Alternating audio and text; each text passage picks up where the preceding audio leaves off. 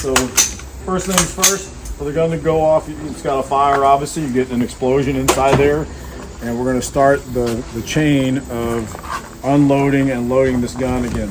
So the first step in this gas operated system, and the round goes off and gas goes down the gas tube, is gas coming back into the bolt carrier group, pushing on the gas key and doing what? It's actually unlocking the bolt face. So you've got the bolt that when you load the gun goes into the chamber and turns and locks in place. So for this thing to unload and to start the reloading process, the very first thing is those lugs turning and unlocking.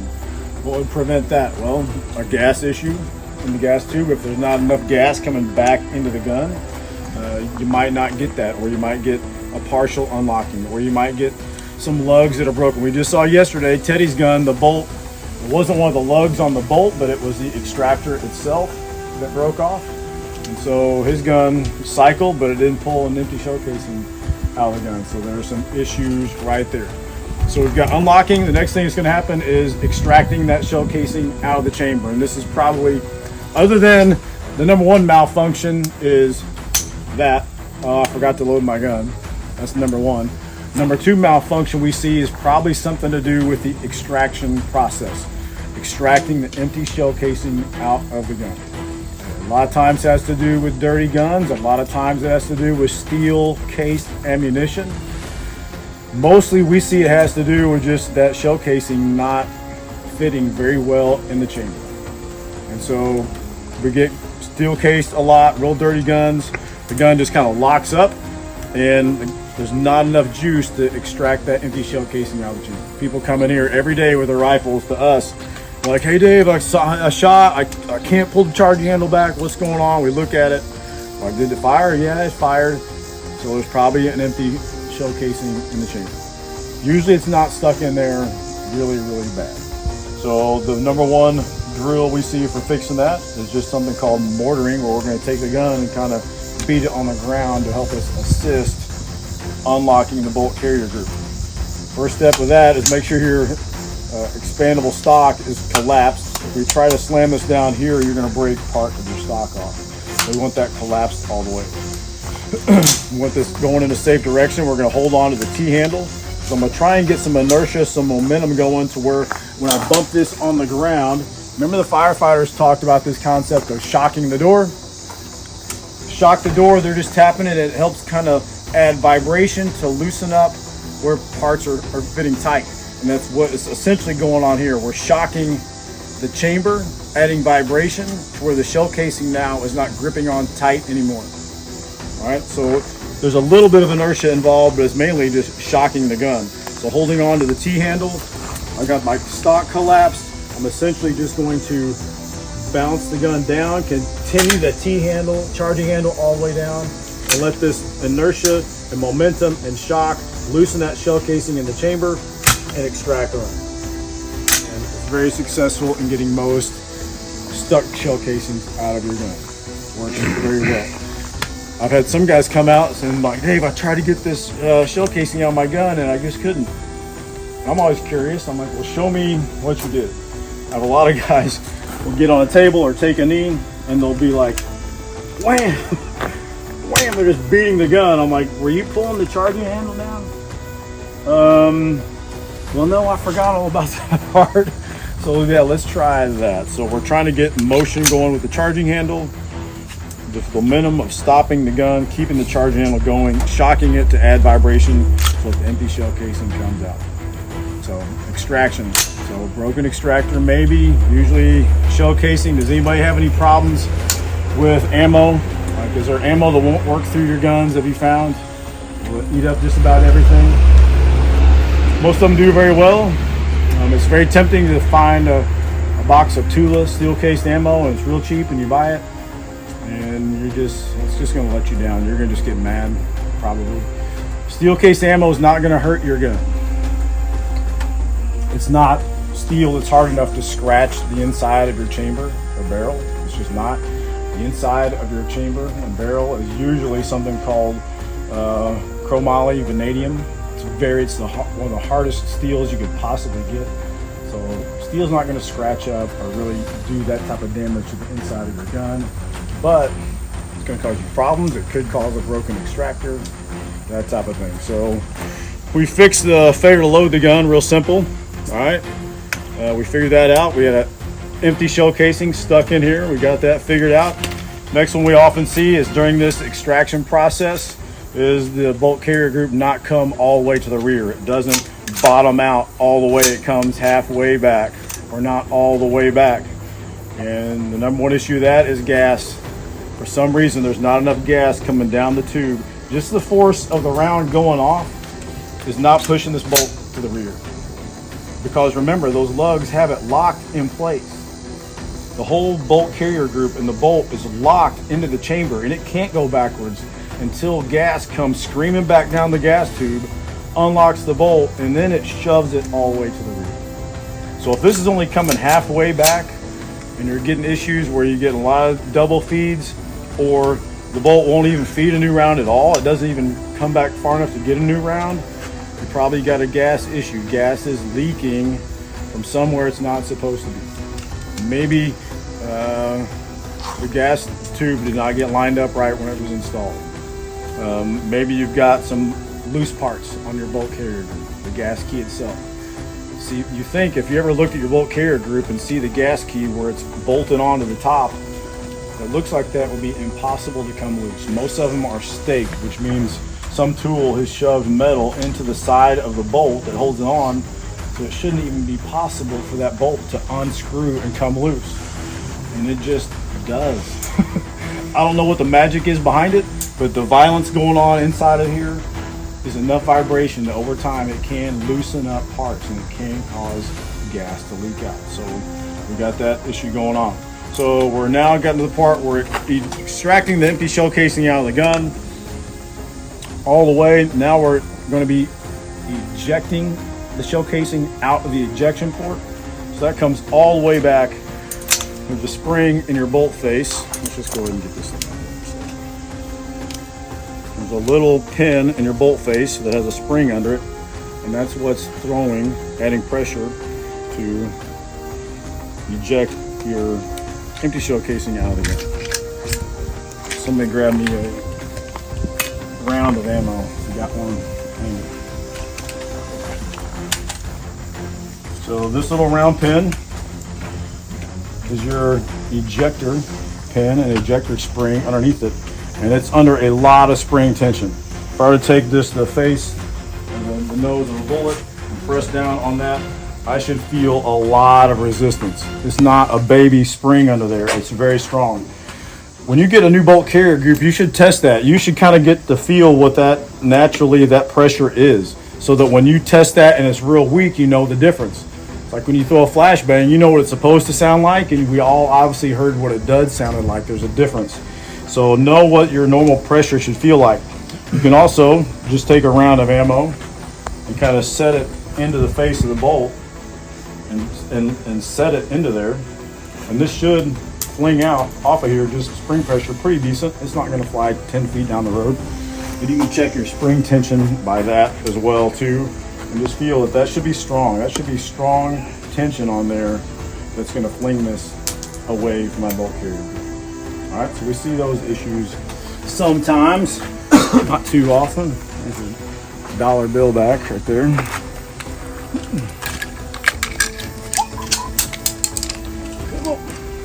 All right, so we got the unlocking of the gun, we got extracting, ejecting,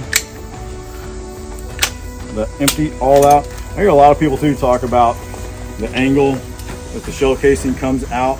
Like if I'm shooting this direction and the shell casing comes out and bounces this way, maybe it's over or under gas, or if it comes out and bounces a certain angle direction, it tells you how much gas is really going through the gun. And I haven't really found that to be as legit as what kind of the book answer says it should be. We see, I've been watching this class in the last couple of days. I've got people's shell casings going all kinds of different directions, and everybody's working pretty good. Has anybody even had a malfunction yet out here?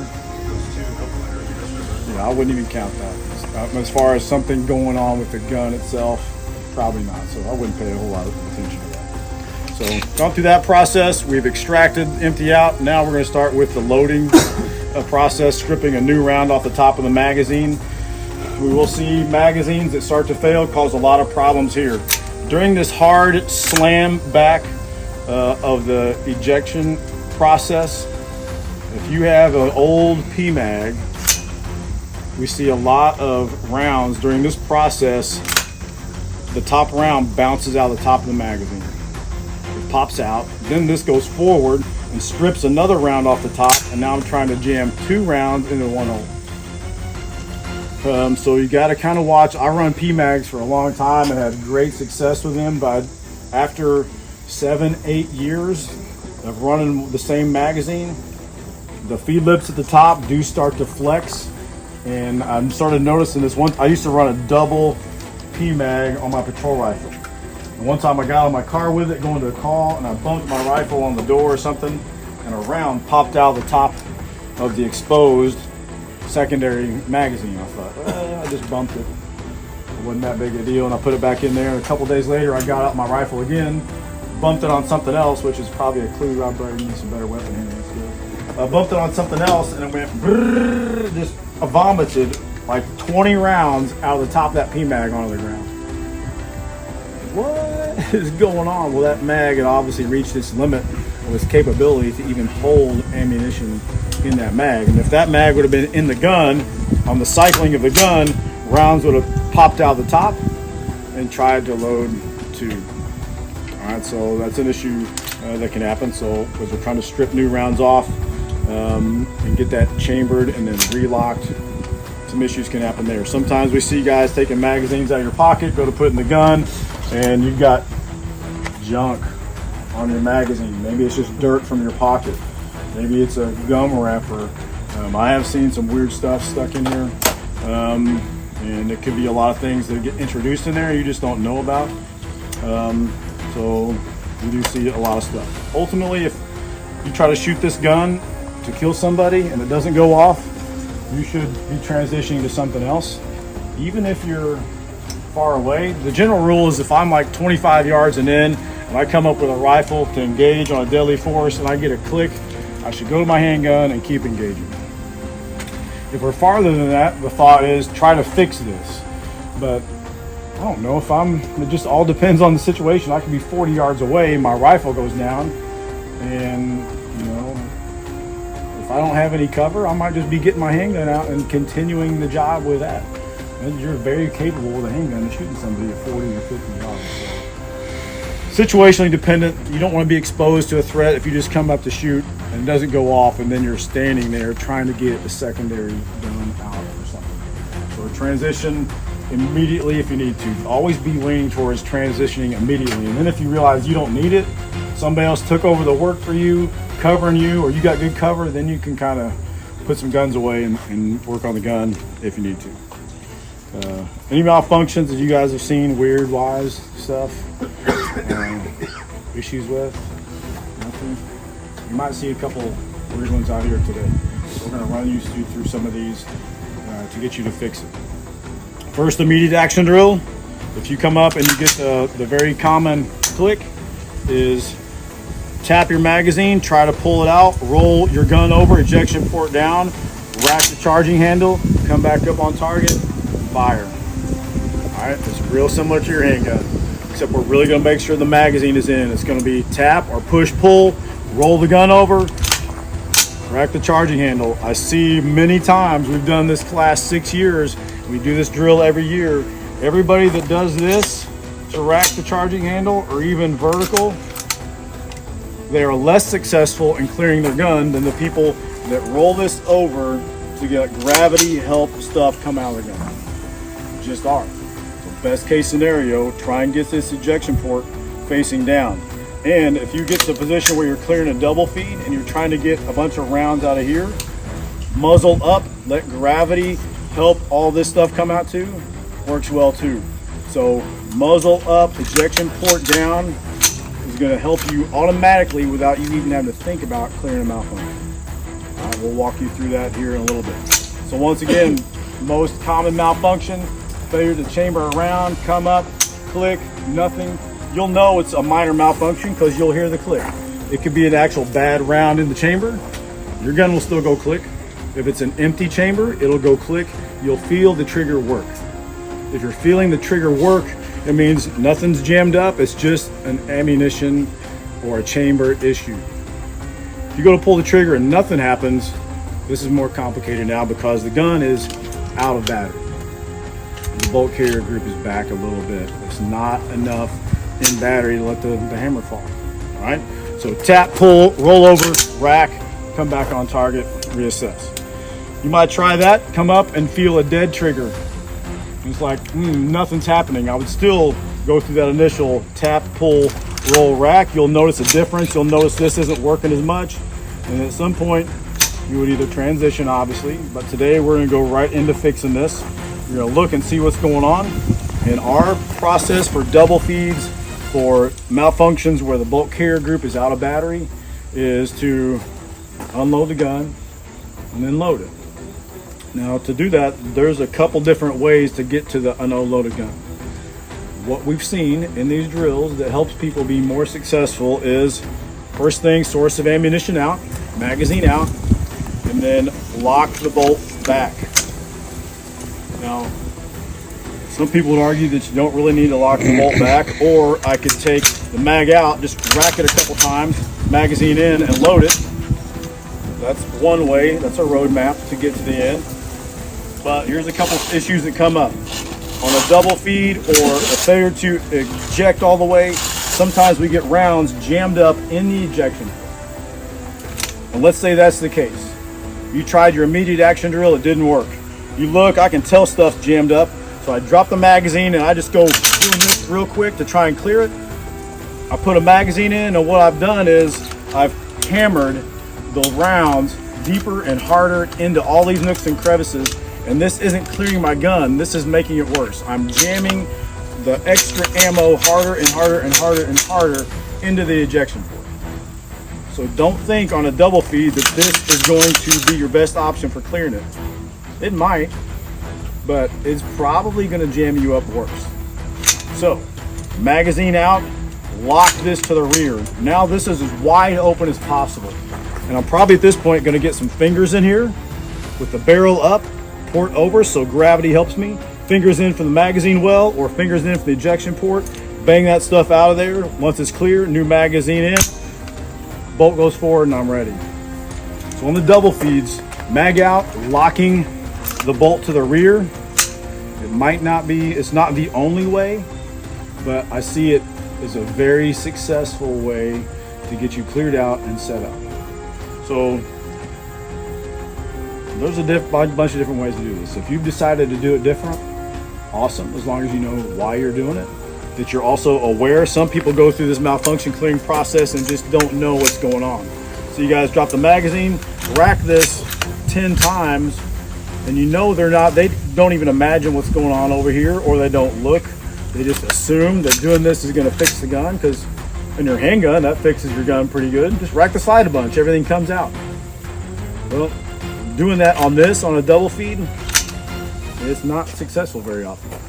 So if you decide to just do that, to rack that, you're going to have to pay attention and really see what's going on there and notice if that's being effective or not. So the immediate action drills we're going to work today. Empty chamber, we've got to load one or bad round, get a click, tap, pull, roll, rack, back on target. If that doesn't work, you notice double feed, whatever, magazine out, lock the bolt to the rear, jam all this stuff out, new magazine in, the bolt go forward. We're going to walk you through this. When you get up here and have these malfunctions, we're going to help walk you through the steps. We're also going to just kind of watch and see what your process is, and we're going to go through this pretty quick, kind of rapidly. We're going to go from one station to the next. So you're going to start, we got 2 shooting stations up here. We're going to start with one on the left. We'll come up, fire, we'll tell you to fire probably like 3 rounds live. If you have a malfunction in there, then fix it. We get it loaded, and if you fire 2, have a malfunction, fix it, fire your 3rd one. Alright, once you get it fixed there, you'll go down to the next station, fire your prescribed amount of rounds, and fix any malfunctions you got. And we'll circle back. You'll come back around, hop in line, and we'll keep running through this, and it won't take too awful long. We're going to video the snot out of this. We're going to be way up in your grill checking to see what's going on, and we'll show some video tomorrow morning and watch how everybody does. And you'll see for yourself which ones generally work the best, which ones cause some problems, those things. All right, well, we want this to be, this isn't really like a subconscious part of weapon handling skills, like taking the safety off a gun, because there's like 10 steps to do here. This is something that you have to specifically think about on purpose. Slow down. Okay, my gun stopped. I've got some cover here. Let me think about what's going on. Let me fix this. It's a 1, 2, 3, 4 step process on purpose, but it should be set to memory pretty good. Right? I know what my process is. Unload the gun, mag out, lock the bolt to the rear, clear out the mag roll, ejection port, load my gun. I'm pretty good at having that system down. And so after today, you'll figure out what system might work generally best for you, and then you can practice it at your own range, at your own time, over and over again until you just get comfortable.